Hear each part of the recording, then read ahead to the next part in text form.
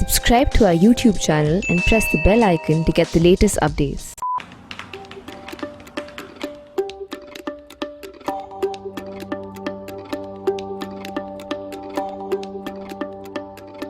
With his consecutive majorities, Narendra Modi and his popularity, he's been promising us a never-seen resurgence in India. However, what we've begun to see lately, instead of resurgence, is a return to the prickly, old, defensive India, and also a revival of the old mindset that we thought we had left behind, which I might describe to you as दूर हटो है दुनिया वालों, हिंदुस्तान हमारा है. Get off my back the rest of the world, leave my India to myself. Now that is not how a resurgent globalizing power works. Nevertheless, why do we say so? The reason we say so is that within a couple of weeks, we've seen the UK High Commissioner summoned by the MEA to be admonished for the fact that his parliament dared to debate farmers' protests in India. It was seen as an interference in India's internal affairs. Now, that was one. Then there were other causes for anger. There was the Freedom House report. Freedom House is a foundation in America. It's part US government funded also, but it produces a report every year that ranks countries on its freedom index, and it has very definite criteria. I had discussed these in detail on Cut the Clutter. So once again, if you see those criteria, India has slipped down from the free category. It was at the bottom of the free category. These are very wide categories, to the top of the partly free category, which is no comfort. Now this has happened in Narendra Modi's reign, and the fact is that over the past 9 years, India has lost 9 points. So as you come down, say from 76 points out of 100 to 67 points, that's the distance you travel backwards from free to partly free category. So immediately that caused anger and resentment. Who the hell are these guys? And then that wound was still bleeding when the Swedes came with the salt shaker right on top of the wound with their V-Dem Foundation's report. Now V-Dem is a well-known prestigious foundation in Sweden, which came up with the report saying that India is no longer a healthy democracy. It is now among the elected autocracies of the world, which means it still has a properly elected government, but that government runs the country like an autocracy. Now there they put you in the same category as Hungary, Lebanon, Kenya, not great company to be with. Now if you ask me, I think it's a bit exaggerated, but this is something that a foreign foundation has seen, which in the past has actually given India better rankings. Now these two foundations, immediately that led to more anger, because this had come on top of what had happened in Canada and with the farmers' protests on 26 January. In Canada, Justin Trudeau had made some statements which seemed sympathetic of the protesting farmers. Essentially, he made those statements because he has a large constituency of Sikh voters, of migrant Sikh voters in Canada. That led to immediate protests and consternation from India of the kind that you might not have seen in the past. And then there was the Greta Thunberg tweet sharing that toolkit on 26 January protests, and then also tweets in support of the farmers from Rihanna, the singer Rihanna, actor Susan Sarandon, and also Meena Harris, the niece of Kamala Harris. That put everybody's backs up. MEA responded to all this saying that global celebrities are wading into India's issues without knowing the complexity of these issues.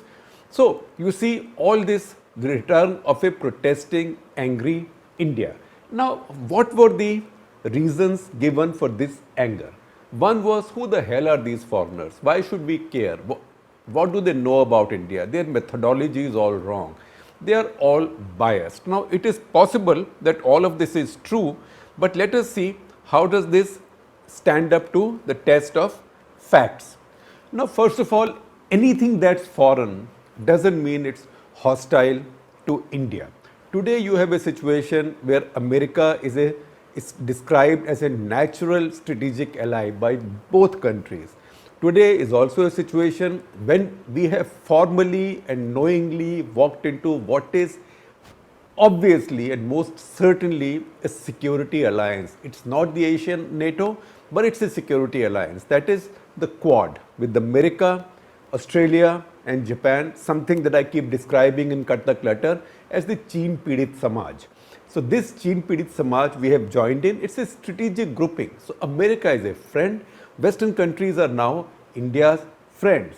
So for India to get so prickly about something that happens in British Parliament or something that a US government funded foundation says is a bit strange. Then you look at a country like Sweden. Now Sweden produces this V-Dem report. Now does Sweden have an agenda against India? Greta Thunberg happens to be a Swede, so she had also tweeted.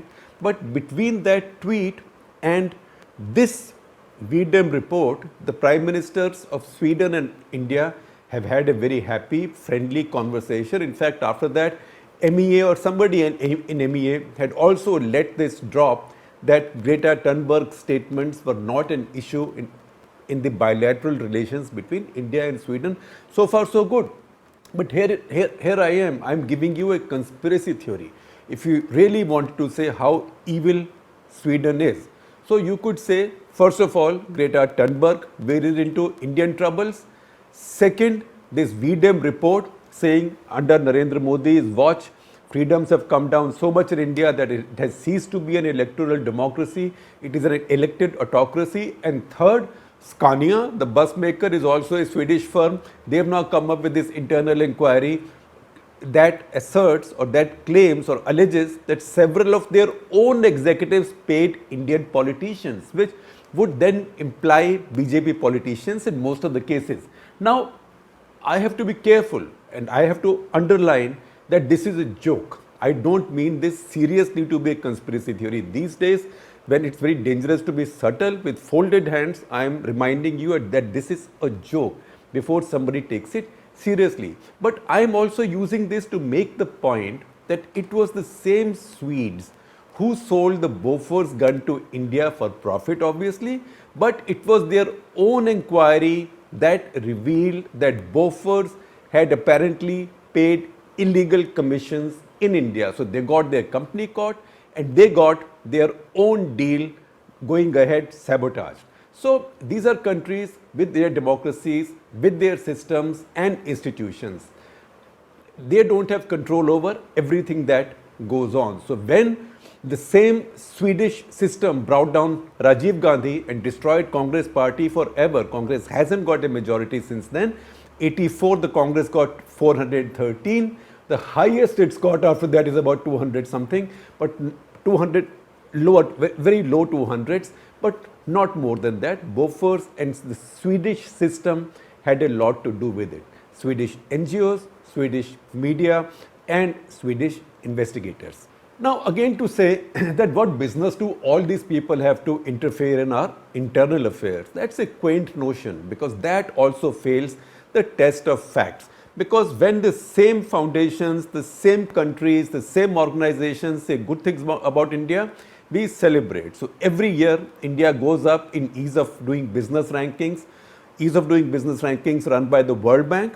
It is international, it is global, it is the world. When they say it, we celebrate it. Mr. Modi himself talks about it. And in fact, in election campaigns also, he says India is going up in the ease of doing business rankings. Then look at other foreign foundations. India has gone up, for example, the Global Innovation Index from 52 to 48. So India has come in top 50. Cause for celebration, good idea. India has gone up in the index, global index of employability.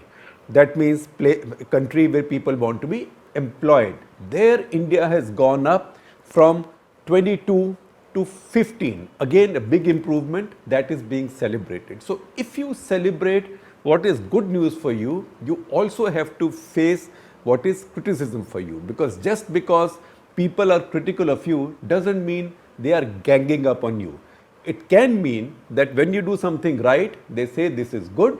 When you don't get something right, they also acknowledge that this is not good because They are not bound by Indian political constraints. They are independent foundations or nations.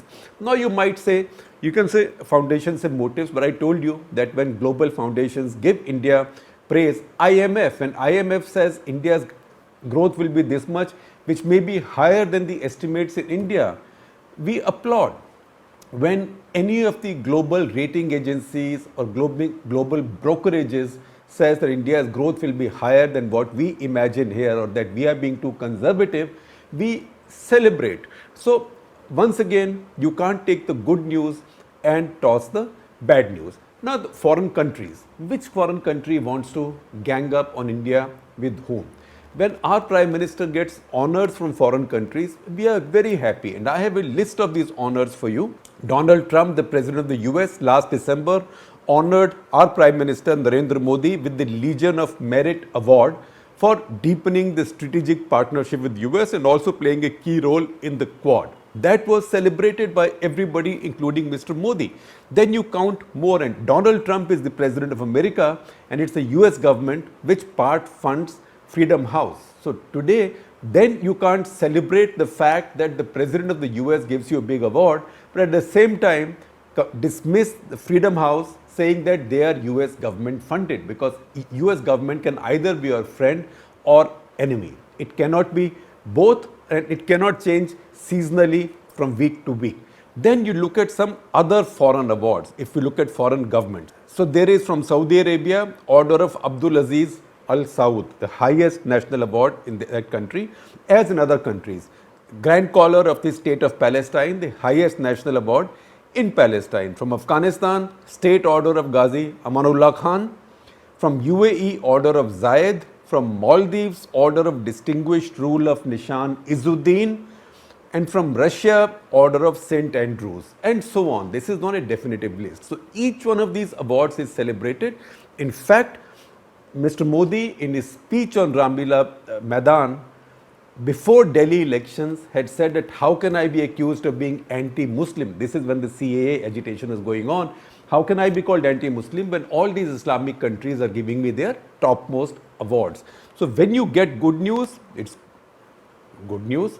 When you get bad news, you can't reject it. Then you look at agency. Look at the UN, United Nations Education Program. That has given Narendra Modi Champion of the Earth Award to much celebration. Similarly, you talk about foundations, I will tell you, there is the Bill and Melinda Gates Foundation, a corporate run foundation, philanthropic foundation, which has given Narendra Modi the Global Goalkeeper Award for Swachh Bharat Mission, which in my view is very well deserved. So once again, when foundations say good things about you, you are happy. When foundations say bad things about you, you impute motives. So you have to take the good with the bad with the same open mind and heart. Then you say that, oh, foreign media. Foreign media, FT is attacking Narendra Modi. Economist is attacking Narendra Modi. New York Times always attacks Narendra Modi. Washington Post is completely compromised. It's been taken over by the Indian and the American East Coast woke community. It's all finished, right?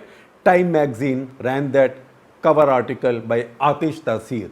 So Time magazine is also in the doghouse. But let me again give you some facts, because most of these things, in fact, all these things fail the test of facts, because facts are very cruel. They show you up. So I will tell you some facts. In 2012, Narendra Modi was still the Chief Minister of Gujarat. Time magazine put him on the cover. Time magazine, the same Time magazine, had a cover story on Narendra Modi with a headline saying, Modi means business. That is when the legend of Modi was being built, legend of Modi with the Gujarat model. So Time magazine, with its prestige and presence, was then endorsing that image and did obviously help him. Nobody complained about Time magazine then. And then I will tell you more. In 2014 and 16, Time magazine again named Modi as their Man of the Year. Now, as I said, they are in the doghouse. Then come to the leading global business magazines. Fortune. Fortune listed Modi at number 5 in 2015 in the list of world's greatest leaders in 2015. Again, this was celebrated. Forbes magazine, which has been viciously critical of Modinomics since demonetization, and they've been consistent with it, very, very, very tough. Now, Forbes magazine, when they were critical of demonetization, it was said, oh, Forbes magazine, what do they know? They are biased against us. But see what Forbes has been doing. Forbes magazine has been routinely listing Narendra Modi very high among its rankings of most powerful people in the world. It was 15th in 2014 and then 9th in 2015, 16, 18. I suspect if it has dropped off after that, it could be because they see India's economy has suffered since then, and it's true, you can't deny it. Since 2018, India's economy has been in a decline much before the pandemic-led decline or pandemic-led crash this year came in. So once again, when Forbes said something good, it was good. When Forbes said something critical, it became troublesome. Then you say, okay, foundations I've counted for you, countries I've counted for you, UN agencies I've counted for you, World Bank, IMF I have listed for you. So what about foreign corporates? Who the hell are these corporates trying to judge India? So Narendra Modi received that Kotler Award before the last elections that we don't know so much about, but it was a corporate organization. And now, just the other day, Narendra Modi received what is called as a Sera Week Award. Now that was celebrated. In fact, almost all his cabinet colleagues also congratulated him on that award. Now what is Sera Week? Sera Week is a week-long conference run by a consultancy, an oil, gas and energy consultancy based at Cambridge, Massachusetts. Now, this agency or this consultancy was set up by Daniel Yergin, who's a well-known writer, thinker, market leader, a market thought leader on oil, energy and gas. And SERA stands for Cambridge Energy Research Associates. So this is a corporate award. So once again, you get something good from a corporate, from a foundation, from many countries, from the UN, from World Bank, then you enjoy it. But when you get criticism, you begin to see conspiracies, and that's where the problem lies. Now, I know some people will say, and I guarantee to you that this will be the response from many people, that if things were so bad with India and India's democracy, then how are you, Shekhar Gupta, getting away with writing this article? Now, first of all, thank God that I can hopefully get away with writing this article. That means, what that means is that everything is not lost. It doesn't mean that everything is right. If everything was right, then Disha Ravi would not have had to spend several days in jail, and then Government of India would not have come with this breathtakingly arrogant set of rules for digital news media, which have now been fortunately stayed by 2 high courts in the country. So once again, our central point, if praise and adulation from this full range of foreign bodies is acceptable, why such resentment over criticism? The world acknowledges India and also its current leadership for its popularity and energy. That's why, for heaven's sake, think that even Madame Tussauds had set up a wax statue of Narendra Modi. So the world acknowledges it. That's why when the world brings you bad news, you don't kick it in the shins. You listen to it, because the world is not hostile to you. They want you to do better. Now, if you don't agree with this and if you carry on the way you are, then regrettably we risk going back to the 70s. The 70s were our decade of the foreign hand. Mrs. Gandhi started it as India's economy went into a downturn. After that, Rajiv Gandhi resurrected it in late 80s as he lost popularity. And remember, he made that speech at Boat Club saying, basically referring to these so-called evil foreign forces, कि हम उनको नानी याद दिला देंगे. We'll teach them a lesson they will not forget. In the 90s, it came back again with rising insurgencies in Punjab and Kashmir, pressure from human rights organizations, and that is when Robin Raffel got into such trouble and was demonized so much for suggesting that the instrument of accession signed in Kashmir was not final. After that, things have moved on. After this, as I said in the very beginning, America is a natural strategic ally. India is an honored and important member of the Quad. India is seen as a big rising power, in fact, as a risen power. In that situation, for India to think that we should not be subjected to the scrutiny of global public opinion is completely a mistaken notion. This is wrong. So once again, the world is not our enemy, because if we start thinking like that, not only 70s, 80s and 90s, we might even lapse back several decades earlier, because that was the mindset then. Remember, even poet Iqbal, when he wrote Sare Jahan Se Achha Hai Hindustan Hamara, wrote that line, कुछ बात है कि हस्ती मिटती नहीं हमारी, सदियों रहा है दुश्मन दौरे ज़मा हमारा. That for centuries the whole world has been our enemy or has been hostile to us. India has now moved on from there. This is a new India. We should behave like new India. We are now eyeing the Five Eyes grouping. Our Prime Minister is promising us a $5 trillion economy sooner than anybody can imagine. India's aspiration now is to be a global power economically, strategically and also morally, like a Vishwaguru. You cannot be Vishwaguru if you are a whiner at the same time. That is a short point I make this week in National Interest, because if we become so prickly at the mildest suggestion of disagreement or criticism, this will be the very definition of how you let yourselves down.